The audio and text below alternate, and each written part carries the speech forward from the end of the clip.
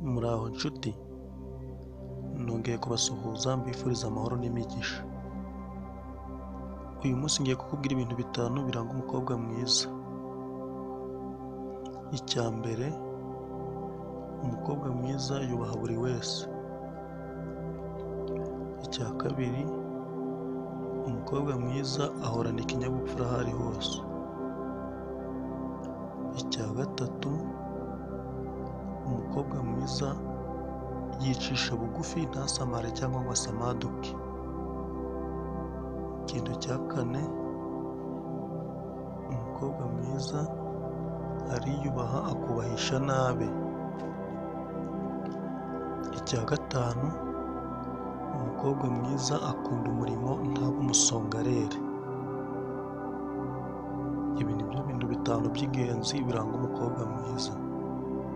Murakoze, naho ubutaha mu kindi kiganiro.